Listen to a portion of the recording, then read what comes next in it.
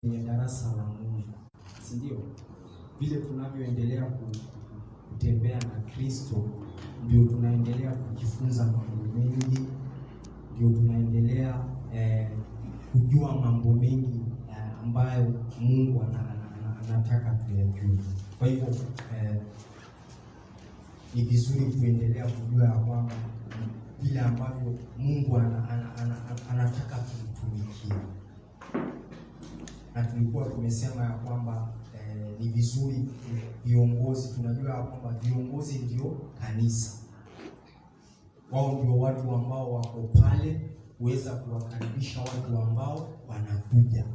Kwa hivyo viongozi wanatakiwa kuwa ni watu ambao hata wana upendo, ni watu ambao wako na furaha, ili maana huwezi kukaribisha watu wa Mungu kama wewe ni mtu ambaye una makasiriko. Bwana asifiwe. Amen. Na tukaona ya kwamba Biblia inatuambia ya kwamba tufanye hiyo kazi ya Mungu kwa kujitolea, kwa moyo. Sio Biblia ile ilituambia hapo katika kitabu cha First Peter ya kwamba si kwa kulazimishwa, si kwa kusukumiwa. Tunafanya hiyo kazi ya Mungu kwa hiari mpaka wakati ambapo mchungaji mkuu atakapofunuliwa ili aweze kutuvisha lile taji. Kwa hivyo najua kwamba Mungu ataendelea kutusaidia. Tunapofanya hiyo kazi ya Mungu, ni Mungu tunamfanya. Na unajua ili Mungu pia aweze kupatia promotion, ni wakati ambapo unafanya hiyo kazi yani vizuri. Si ndio? Ukifanya kazi vizuri unapata promotion. Hata saa hii ukiingia katika serikali ya President Ruto, ukifanya kazi vizuri si anakupatia promotion. Lakini ukifanya kazi kwa njia isiyofaa anakufuta. Wale maminista wake wasipofanya kazi vizuri katika serikali anawafuta kazi. Na nataka kujua ya kwamba wakati mwingine usipofanya kazi ya Mungu vizuri, hata Mungu anafuta watu.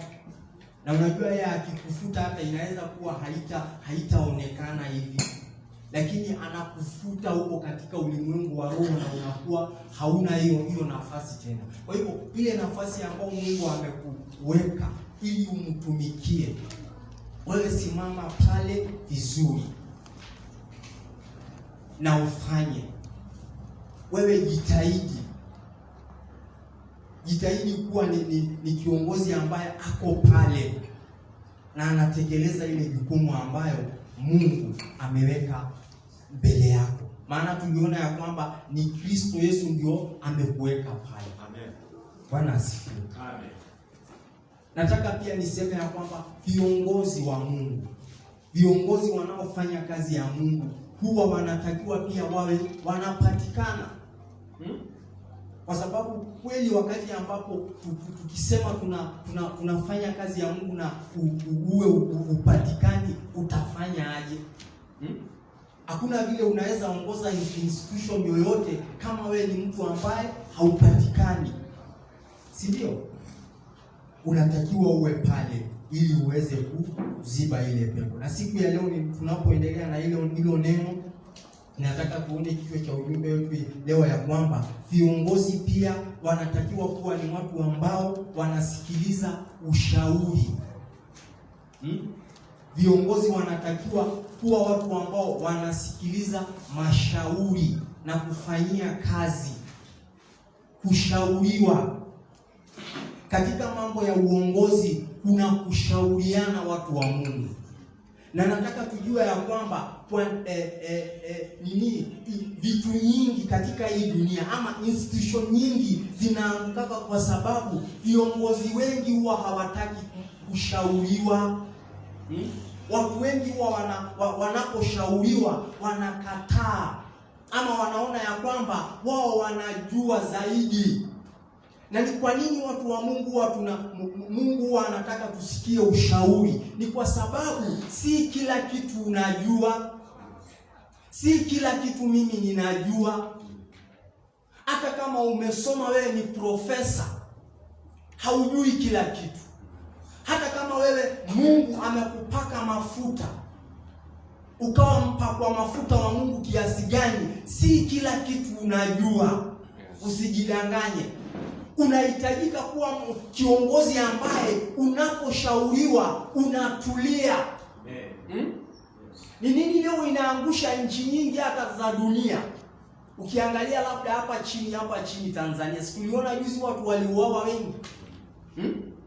Si kwamba ati yule mama hakushauriwa. Mapresident ama viongozi wanakuaga na washauri. Hata unakuta wengine wana washauri wengi wanaowashauri. Lakini huwa unakuta wale viongozi huwa hawataki kushauriwa. Kwa mfano sasa, kabla uchaguzi ufanyike kule chini, kulikuwa na deputy president ambaye alikuwa pale na alijiuzulu kabla ya uchaguzi. Labda alitoa ushauri na ikakataliwa. Bwana asifiwe. Amen. Viongozi wanatakiwa, watu wa Mungu, kusikiliza mashauri. Mashauri inaweza inua institution ambayo ilikuwa inaanguka. Mashauri inaweza simamisha kikundi ambao ilikuwa inaanguka. Mashauri inaweza simamisha kampuni ambayo ilikuwa inaanguka. Amen. Bwana atusaidie. Amen. Kushauriwa. Na unakuta ya kwamba viongozi wale ambao hawataki ushauri, wengi huwa wamejiwekea ukuta. Unakuta mtu wako pale lakini amejiwekea ukuta, yani hawezi akafikiwa hata aambiwe kitu. Si mnajua hivyo? Maana wakati hata kiongozi ambaye huwa anapenda ushauri, wakati mwingine hata unapoongoza kitu ama kundi, unaweza hata ukawauliza watu, hivi jamani, ninafanyaga aje hii kitu? Ninafanya vizuri, si ndio? Je, wakati tunapofanya hii kazi ya Mungu huwa tunafanya vizuri ama tunafanya aje? Alafu unatulia. Watu wanakuambia hapa tunakosea, hapa hatufanyi vizuri hapa, si ndio? Alafu kutoka pale unachukua yale mashauri na unafanyia kazi. Lakini watu wengi huwa hata hawataki. Wengine hata wanakuuliza, wewe ujui mimi nimepakwa? Wengi wanasema hivyo. Wanakuambia kwamba ujui kwamba mimi ndio nimeitwa na Mungu. Haifai hivyo, watu wa Mungu. Viongozi wa kweli ambao wataenda mbali kwenye hii dunia wanatakiwa wasikilize mashauri. Maana katika kushauriwa Mungu anakuelezea mambo mengine ambao hukuwa unayajua. Bwana atusaidie. Amen. Na ni vizuri unapofanya kazi katika hiyo kikundi ambao Mungu amekuweka kwenye huduma hiyo, mtu wa Mungu, wale viongozi ambao uko na wao wanapokuambia wasikilize. Bwana asifiwe. Amen. Maana tunatafuta njia ili tuweze kufika mbali sisi wote. Tunatafuta njia ambayo itatufanya tuendelee mpaka tufike ng'ambo ile mwingine pasipo kukufia hapo katikati. Tunataka njia ambayo itakaotupeleka mpaka tukutane na Mungu wetu. Amen. Hiyo ndio tunatafuta, watu wa Mungu. Na nakumbuka mimi kuna mahali kwingi ambao nimeshakuwa. Na kuna wakati mwingi ambapo nimeshatoa ushauri, hata unakuta unatoa ushauri nzuri lakini inakataliwa. Bwana asifiwe. Amen. Nakumbuka wakati tulikuwa sehemu fulani na nikawa natoa ushauri kila wakati ya kwamba tunastahili kufanya hivi na hivi, hivi na hivi. Lakini unakuta haitakiwi. Na unakuta hiyo nini, mnafika mahali mnaanza kuteremka chini. Bwana asifiwe. Amen. Na tutasoma katika kitabu cha Exodus.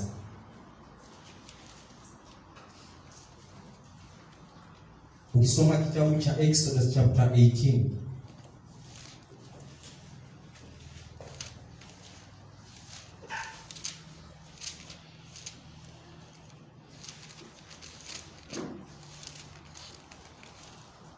Exodus verse 18, Kutoka 18 mstari wa 13. Tumefika hapo sisi wote. Neno la Mungu linasema, asubuhi yake Musa akaketi ili awaapishe hukumu watu. Na hao watu wakasimama kumzunguka Musa tangu asubuhi hata jioni. Mkwe Musa alipoyaona yote aliyowafanyia watu akasema, ni jambo gani hili watendealo hawa watu? Kwani wewe kuketi hapo peke yako na watu wote kusimama kwako tangu asubuhi hata jioni? Musa akamwambia mkwewe, ni kwa sababu watu kunijia mimi wapate kumuuliza Mungu. Wakiwa na neno kunijia, nami naamua kati ya mtu na mwenzake. Nami nawajulisha amri za Mungu, nawajulisha amri za Mungu na sheria zake. Mstari wa 17. Mkwe Musa akamwambia, jambo hili ufanyalo si jema. Huna budi utadhoofika wewe na hawa watu walio pamoja nawe pia, maana jambo hili ni zito mno kwako. Huwezi wewe kulitenda peke yako. Mstari wa 19. Sikiza sasa neno langu, nitakupa ushauri na Mungu awe pamoja nawe.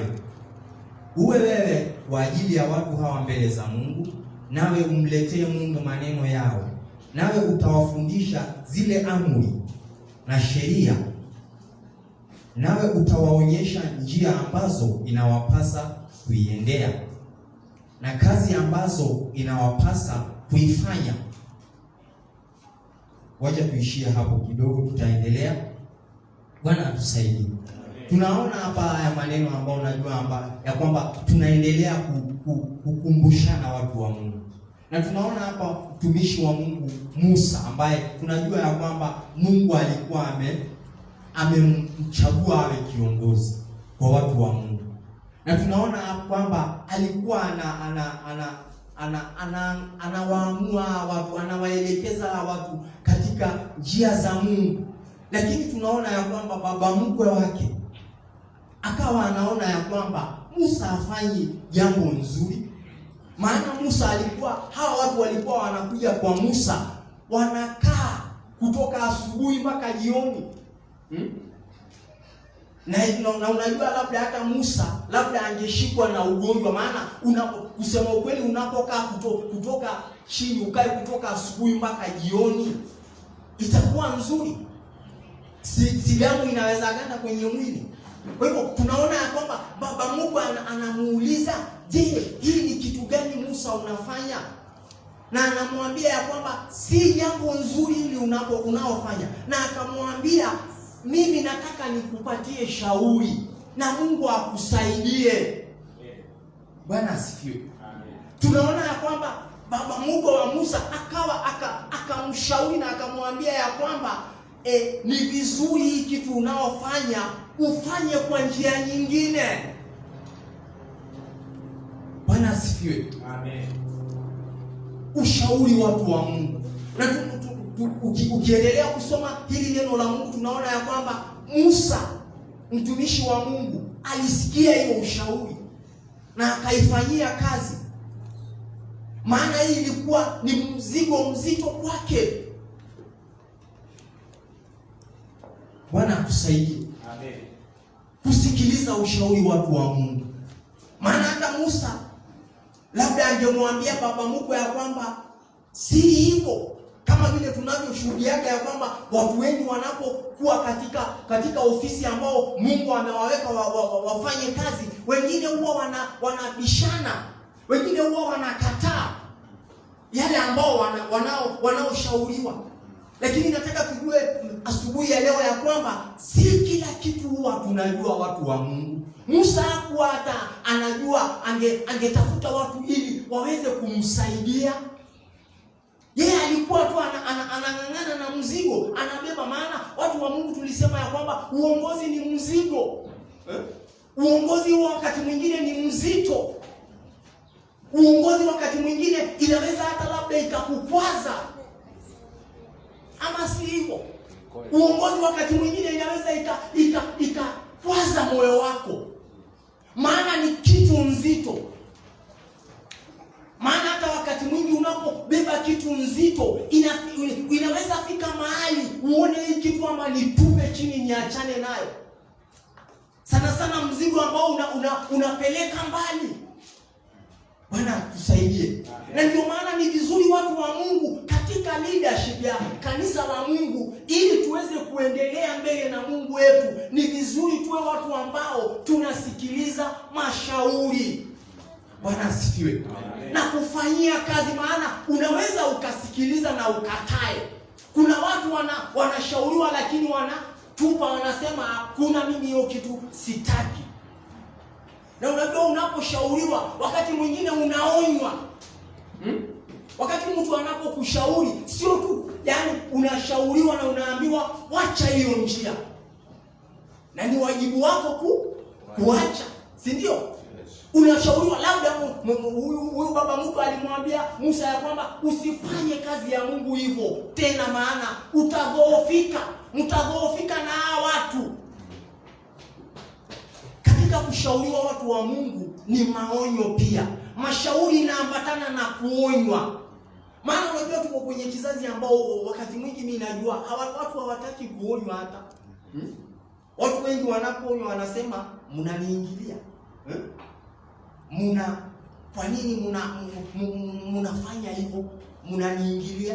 Haifai hivyo watu wa Mungu. Ili uende mbali, inatupasa tuwe watu wa kusikia ushauri. Bwana asifiwe. Maana hata neno la Mungu kuna mahali inasema katika kitabu cha Mithali, ukisoma Mithali 29 mstari wa kwanza, neno la Mungu linasema ya kwamba mtu anayeonywa sana na hasikii anavunjikaga shingo na hapati dawa. Mtu anayeonywa sana. Maana tumesema katika maonyo, katika mashauri kuna kuonywa. Bwana asifiwe. Amen. Tuwe watu wa Mungu ambao ili tuweze kuendeleza kazi ya Mungu, watu wa Mungu, tunatakiwa kuwa watu ambao tunasikiliza mashauri. Mambo mengine si Mungu atakuja kukuambia. Anatumia huyo dada ambaye ako karibu na wewe. Anatumia huyo ndugu ambaye ako karibu na wewe. Na ukifanya hivyo, nataka ujue ya kwamba utafika mbali. Bwana atusaidie. Mashauri. Kushauriwa watu wa Mungu. Na mtu anayesikia mashauri ni mtu mnyenyekevu wetu. Maana hata kwenye maandiko mahali tulianza tulikuwa tumeona ya kwamba Biblia inasema ya kwamba mjivike kifungo cha unyenyekevu ili muweze kuhudumiana. Mtu anayesikia mashauri ni mtu mnyenyekevu, si mtu mwenye kiburi, si mtu wa ubishi. Bwana tusaidie. Amen. Na mtu mnyenyekevu Mungu anampa neema. Amen. Bwana tusaidie. Amen. Kushauriwa watu wa Mungu.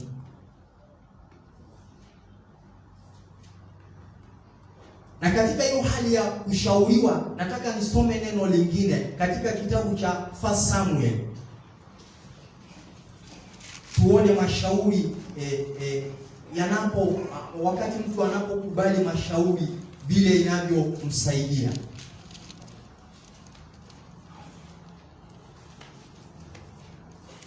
Kitabu cha 1 Samuel chapter 19.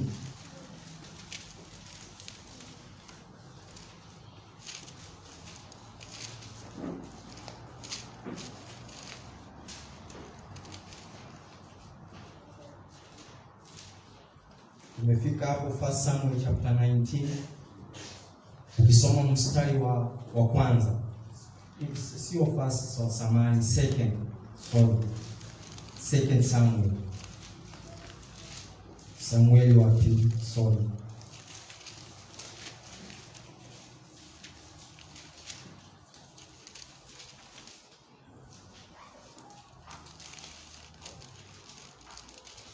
Second Samuel chapter 19 verse 1. Neno la Mungu linasema, kisha Joabu akamwambia, angalia mfalme anamlilia Absalom na kumuombolezea. Na kushinda kwao vitani siku ile kukageuka kuwa maombolezo kwa watu wote.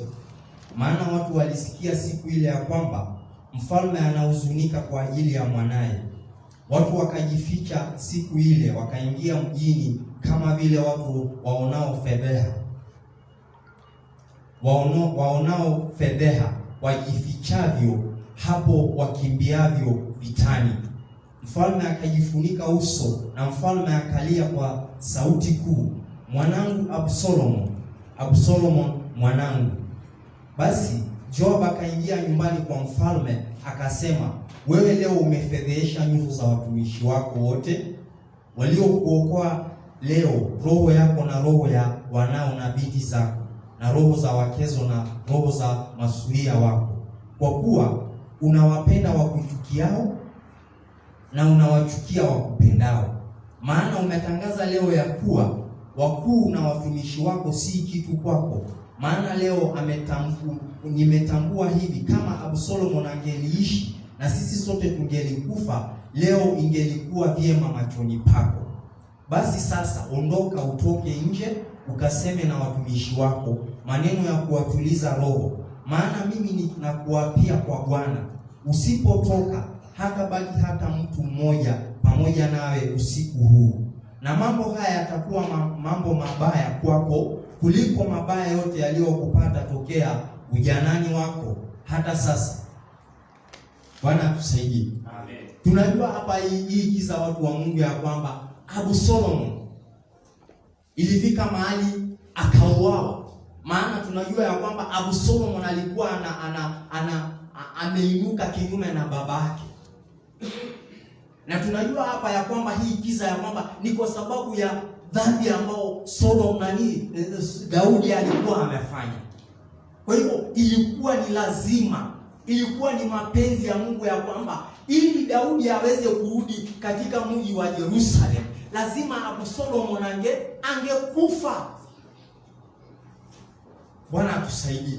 Amen. Na tunaona hapa ya kwamba wakati Absalomu alipokufa, Daudi akawa anahuzunika.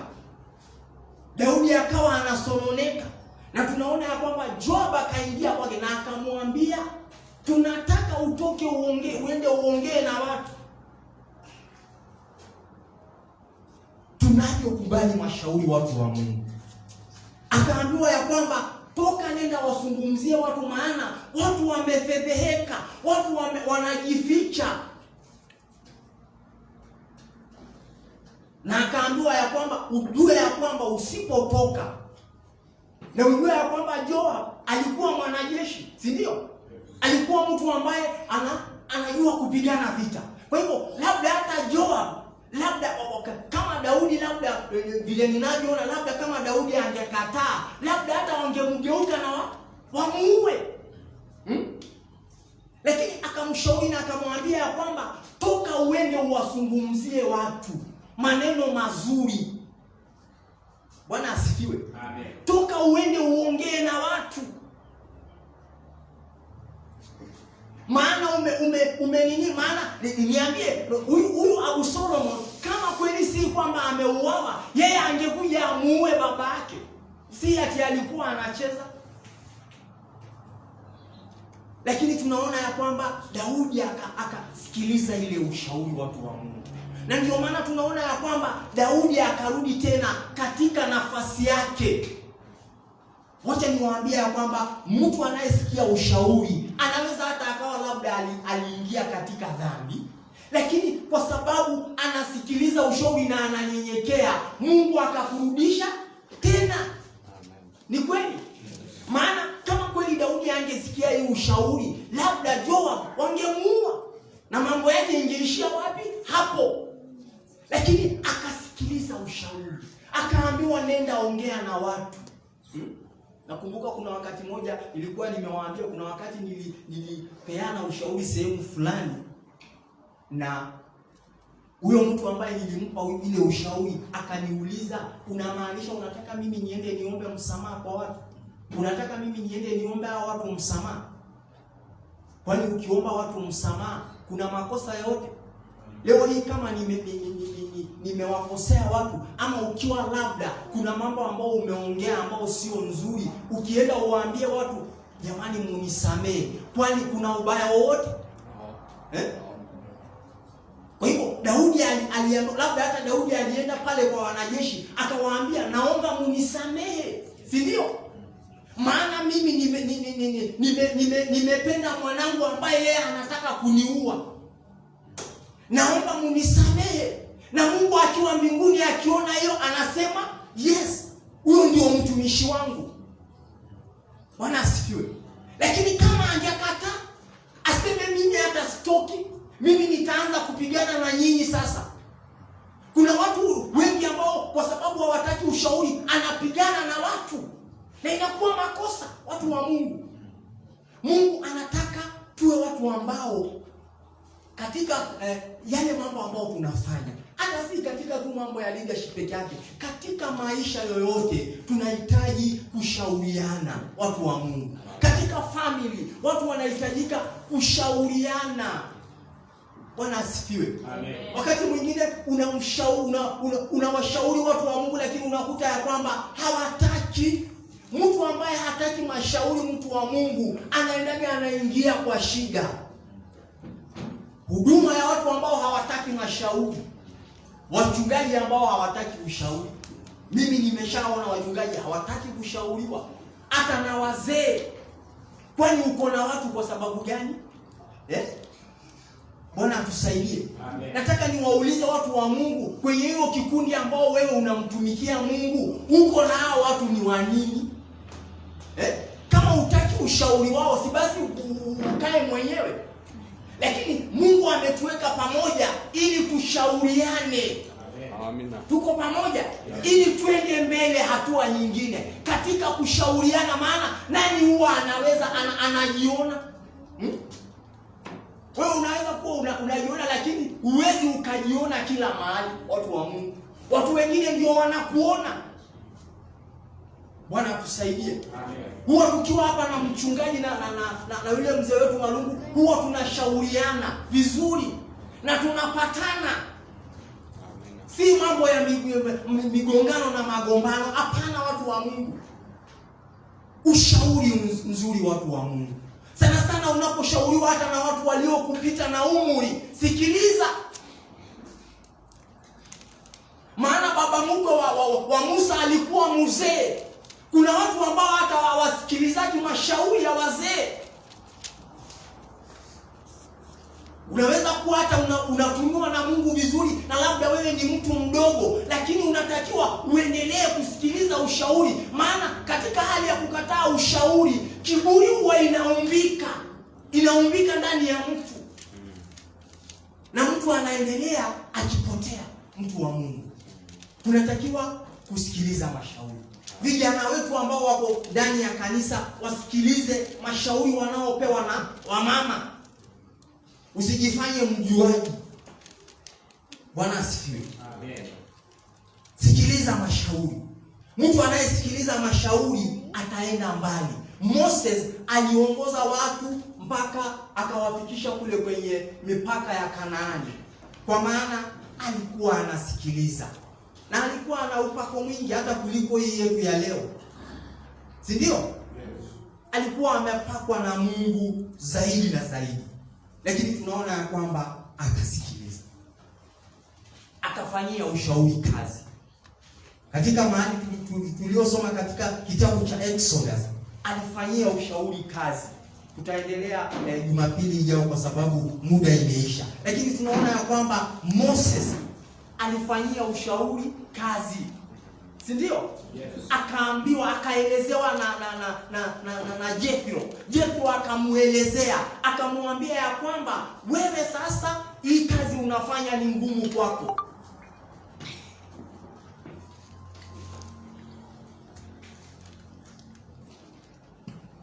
Akaambiwa ya kwamba ni vizuri uwe na watu. Tunaona mstari wa 21 ya kwamba anaambiwa zaidi ya hayo ujipatie katika watu hawa, watu walio na uwezo. Bwana asifiwe. Viongozi wanatakiwa wawe ni watu ambao walio na uwezo. Na si zungumzi uwezo wa kipesa.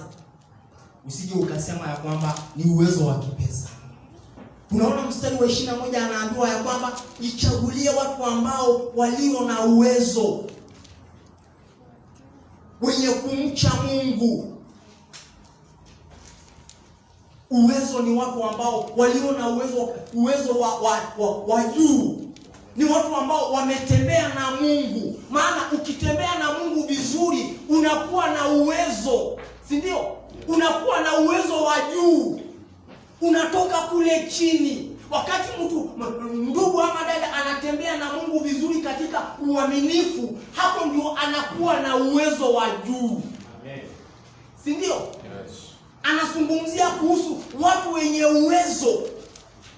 Watu ambao wanaomcha Mungu. Watu wa kweli. Wanaochukia mapato ya udhalimu. Na anasema ya kwamba uwaweke juu yao wawe wakuu wa maelfu, na wakuu wa mamia, na wakuu wa 50, na wakuu wa 10.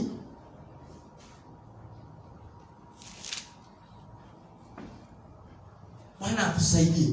Watu walio na uwezo, watu wa Mungu. Viongozi wanatakiwa kuwa ni watu ambao wana uwezo. Na unajua mtu mwenye uwezo, mtu wa Mungu ni mtu wa aina gani? Ni mtu ambaye ako juu. Tutoke chini watu wa Mungu, tuwe juu. Viongozi wanatakiwa wawe juu. Maana utaongozaje watu kama uko chini? Si ndio? Watu wenye uwezo wa juu, watu ambao wanamcha Mungu. Viongozi wanatakiwa kuwa watu wacha Mungu, wasema kweli. Tuna viongozi ambao ni wasema kweli ndani ya nyumba ya Mungu, wanaotusaidia kazi ya Mungu. Maana Musa alikuwa ameambiwa chagua watu kama hao ili wakusaidie.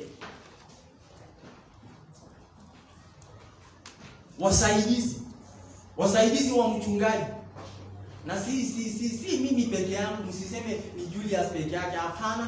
Lakini tunataka wasaidizi ambao watasaidia mtu wa Mungu ili kazi. Maana Jumapili iliyopita tulisema ya kwamba kwenye kazi ya Mungu tunategemeana. Ni kama hii nyumba ambayo imesimamishwa na nguzo zote. Hii nyumba imesimamishwa na nguzo mbili, watu wa Mungu. Tulisema ya kwamba katika kazi ya Mungu inatakiwa uongozi iwe nzuri kutoka juu mpaka kule chini. Ni sawa? Maana wakati ambapo uongozi inakuwa inafanya kazi vizuri kule juu na huku chini inabomoka, hatutaki kitu kama hiyo. Tunataka uongozi wa kanisa la Mungu iwe safi, kutoka kule kwa mchungaji kufika wapi? Kule chini kwenye department. Amen. Ili kanisa la Mungu lisimame vizuri. Bwana atusaidie. Kwa hivyo acha kuishia hapo. Tutaendelea.